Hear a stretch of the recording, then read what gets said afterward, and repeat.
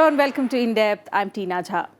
The central government is invoking a never-before-used power under the RBI Act, one that allows it to issue directions to the central bank governor on matters of public interest.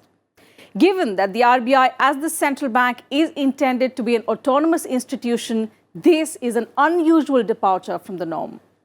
The government can issue directions to the RBI under Section 7 of the RBI Act.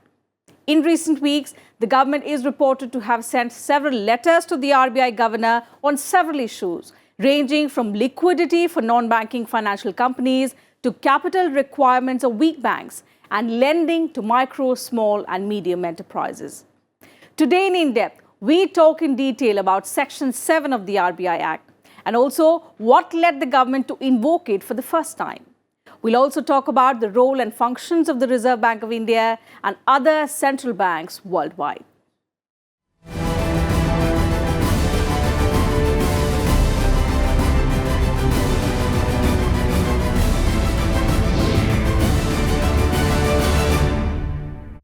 Now, amid reports of mounting tension with the RBI, the Finance Ministry has said the government has respected autonomy of the central bank and has been holding extensive consultations with it on several issues. It said both the government and the RBI in their functioning have to be guided by public interest and the requirement of the Indian economy. In this report, let's take a look at some of the factors that led to the differences between the government and the central bank, which culminated in the former invoking Section 7 of the RBI Act.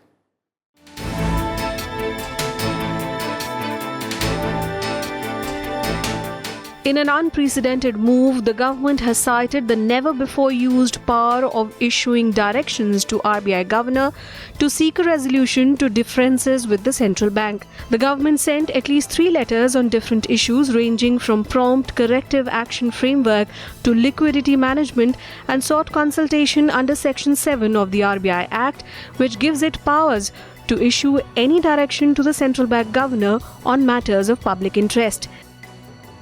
In a statement, the Finance Ministry said that the autonomy for the central bank within the framework of the RBI Act is an essential and accepted governance requirement.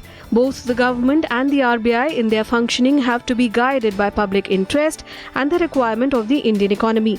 For this purpose, extensive consultations on several issues takes place between the government and the RBI from time to time. Government has its own view. Election is there.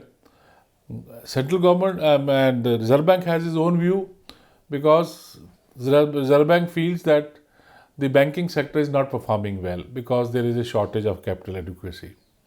And there is a huge non-performing asset because there is the economic situation is very slow. Not only because of the Indian conditions, because of the international reasons also. So Reserve Bank is saying that first we have 11 banks under the prompt corrective action, the PCA, that let 11 banks you bring it back to normal.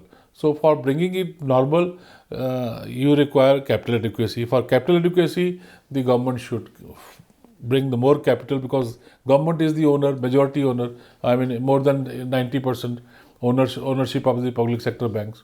There is always a consultation and there is always give and take. And I think there have been earlier also such tussles between various governors and the central government, but it was always settled on the table. The Finance Ministry and the RBI are said to have differed on the central bank's handling of weak public sector banks, tight liquidity in the market, and ways of resolving bad loans in the power sector. Of the 3 letters that the government wrote to RBI in the past few weeks, the first sought carving out an exemption for power companies under the PCA framework that outlines triggers for declaring a loan account as stressed or NPA. The government believed that easing of lending rules for the banks under the prompt corrective action framework could help reduce pressure on MSMEs. However, the RBI stood its ground, arguing that such a move would put the clock back and undo cleanup efforts. The second letter pertained to the use of RBI's capital reserves for providing liquidity through the market. The third letter was for relaxing constraints on banks for loans to small and medium enterprises. Besides, the government also wants the RBI to cut interest rates, considering it a necessity to give the much needed impetus to the Indian economy. But the RBI has not only refused to bring down key interest rates, but has also raised them. The rift between the government and the RBI became public on October 26th, when the central bank made its disagreement with authorities public in a hard-hitting speech by Deputy Governor Viral Acharya. In his speech, the RBI Deputy Governor said the government was interfering with the working of the central bank. Defending RBI's independence, Acharya said failure to save it would incur the wrath of financial markets. Days later, on October 30th, Finance Minister Arun Jaitley blamed the RBI for the bad loan crisis in the country. He said the central bank had failed to check indiscriminate lending during 2008 to 2014, leading to the present NPA crisis in the banking industry. RBI is ultimately accountable to the finance ministry, and in that sense, now one could argue, what is it accountable for? It is accountable for its overall balance sheet. When the RBI pumps liquidity in, it acquires liabilities and vice versa. So I would say that really the issue is that of, when you talk of the relationship between the Reserve Bank and the Finance Ministry, there's a strong case for independence. Section 7 of the RBI Act, which deals with management, has never been invoked before in the history of independent India. This provision took center stage earlier this year when the Allahabad High Court was hearing a petition from power companies who challenged stringent non-performing assets norms notified by the RBI in February, referred to as the February 12th circular. The court had asked the central government to hold consultations with the RBI under Section 7 of the RBI Act 1934 on the way forward for stressed power assets within 15 days. Even though the High Court had stressed that Section 7 of the RBI Act was put on the statute book in a bid to arrive at a harmonious conclusion and evolve a consensual position, the government at that time had decided against using the provision. Since the clause was never invoked in the past, there were various ways to interpret it. Going back in history, the RBI had itself drafted a provision combining the provisions of the Bank of England Act 1946 and the Commonwealth Bank of Australia Act 1945 on the central government's powers to issue directions to the central bank. It had, however, suggested that the Act make it clear when government decided to act against the advice of the RBI governor, they took the responsibility for the action they wished to force on the Reserve Bank. However, the government at that time was not in favor of this provision and the clause was redrafted accordingly. Section 7 of the RBI Act was amended in 1949 to empower the central government to issue directions to the central bank in public interest. With inputs from Annu Diwan, Bureau Report for Rajya Sabha TV. Section 7 of the RBI Act empowers the government to issue directions to the central bank. But what exactly is Section 7? Let's find out in our next report.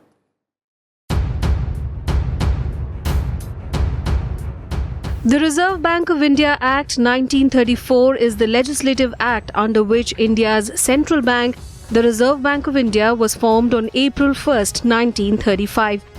The Act, which was amended in 1936, provides the framework for supervision of banking firms in India. There are 61 sections in the RBI Act 1934.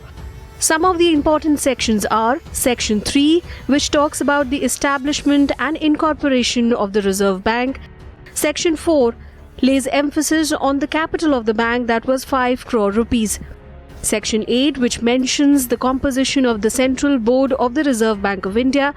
Section 17, which elaborates on the business that can be carried out by the RBI. Section 18 deals with emergency loans to banks. Section 21 states that the RBI must conduct the banking affairs for the central government and manage public debt. Section 22 says that only the RBI has the exclusive rights to issue currency notes in India.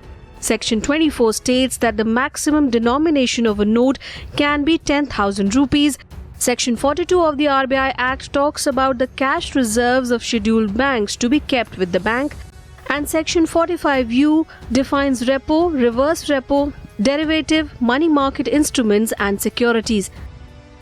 The first schedule of the RBI Act 1934 defines the 4 areas under which the Indian states should fall. The 4 areas are Western area, Eastern area, Northern area and Southern area. The second schedule of the Act lists all the scheduled banks in India. The government of India can, in the public interest, from time to time, and after consultation with the Reserve Bank, issue directions in the interest of the public policy. That is Section 7 broadly. Whenever Reserve Bank does not follow the directives of the central government, the under Section 7 of the RBI Act, government can issue a written directive. But let me tell you, till date, no government has issued any directive. In a first ever decision, the government on Wednesday invoked Section 7 of the RBI Act, which allows the government to issue directions to the central bank.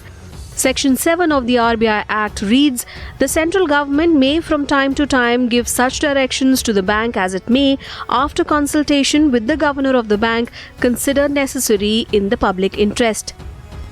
Subject to directions, the general superintendents and direction of the affairs and business of the bank shall be entrusted to a central board of directors, which may exercise all powers and do all acts and things which may be exercised or done by the bank. The section further states that unless otherwise provided in regulations made by the central board, the governor, and in his absence the deputy governor nominated by him on his behalf, shall also have powers of general superintendence and direction of the affairs and the business of the bank, and may exercise all powers and do all acts and things which may be exercised or done by the bank. Bureau Report, Rajya Sabha TV. The Reserve Bank of India was established in 1935 under the provisions of the Reserve Bank of India Act 1934 in Calcutta.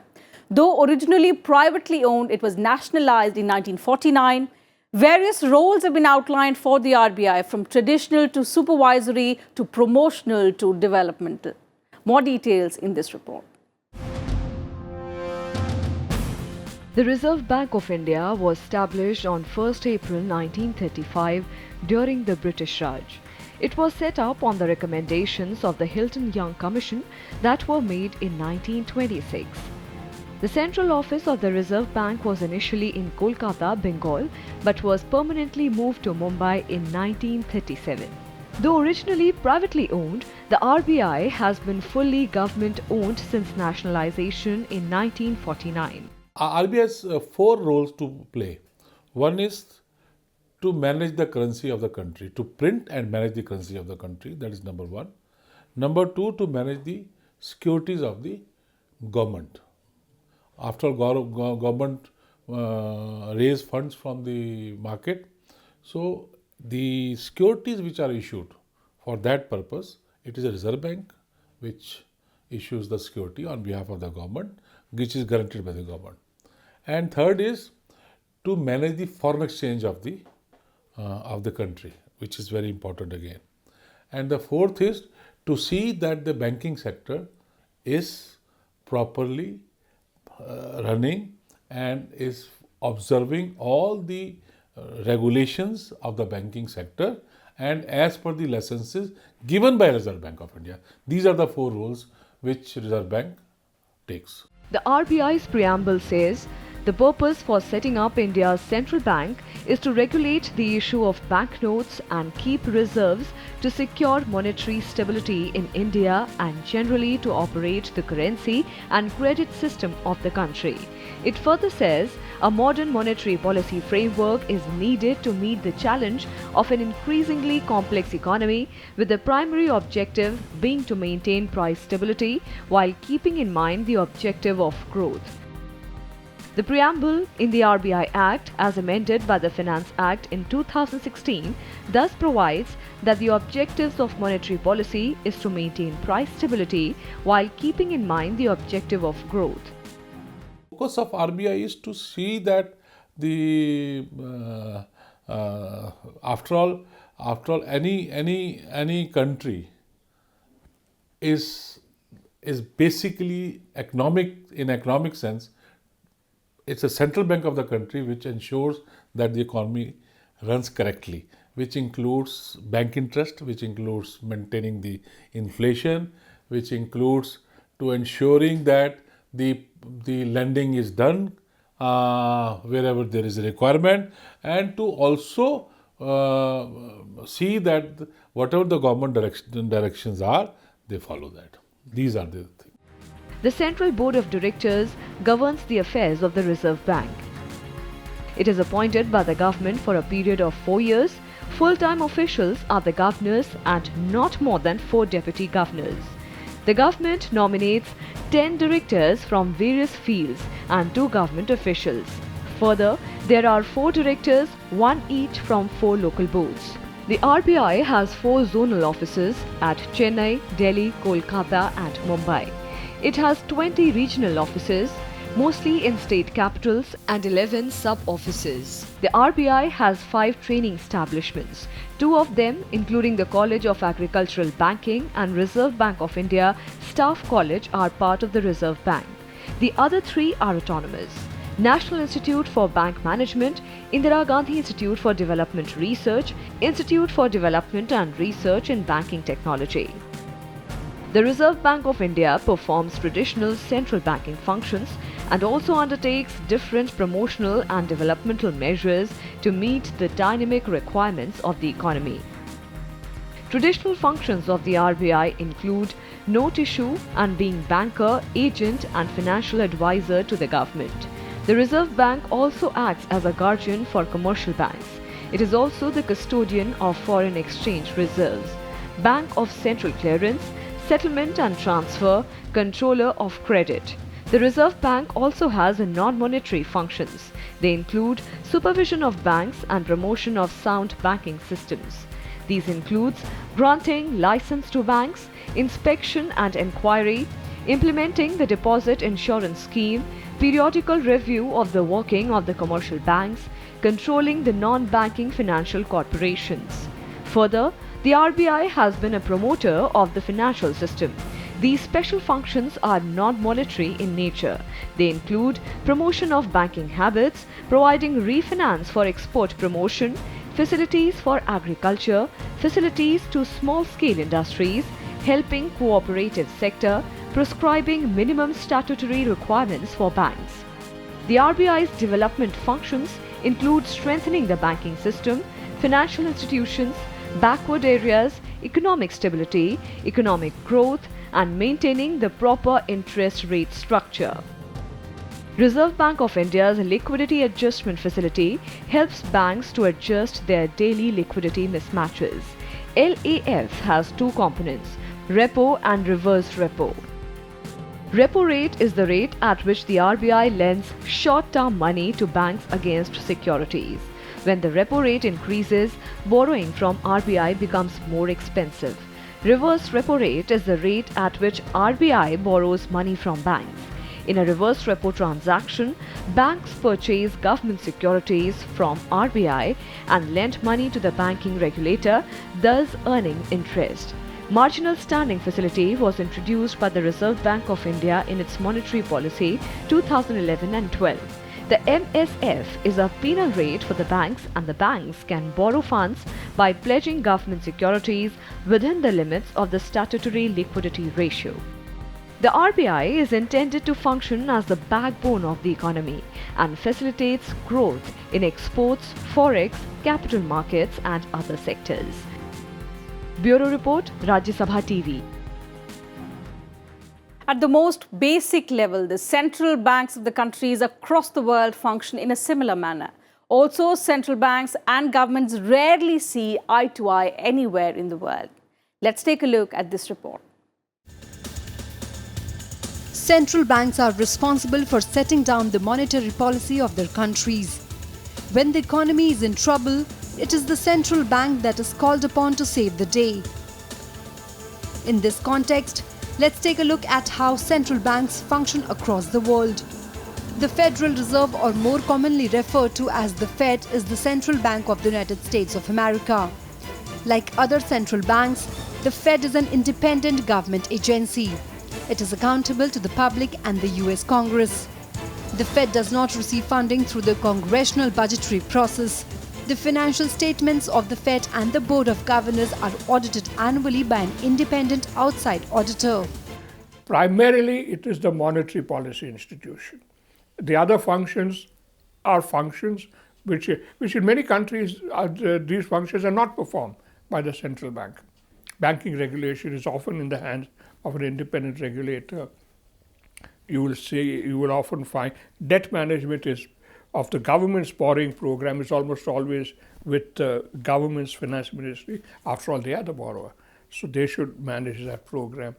And foreign exchange management varies a little, but basically monetary policy is its dominant principal role. The Bank of England is owned by the UK government. It has specific statutory responsibilities to set down policy rates carried out within a framework set by government but free from day-to-day political influence. Parliament gives specific goals and responsibilities. A panel takes interest rate decisions 8 times a year. The Bank of England is answerable to both Parliament and the public.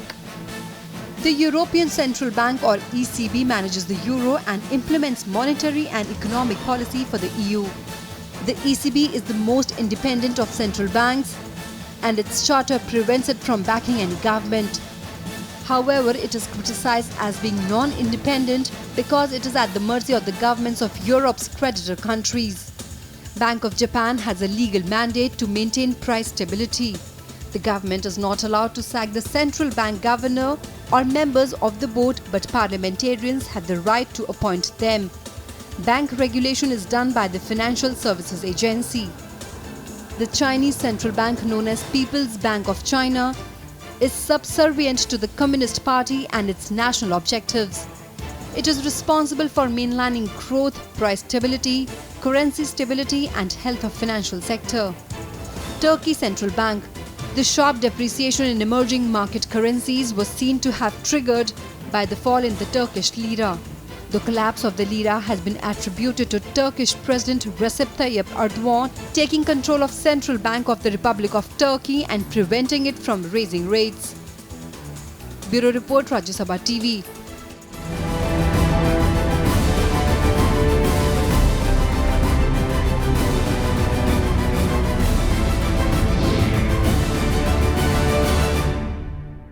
And that's it from us in today's edition of In Depth. We'll be back same time tomorrow with a focus on some other subject.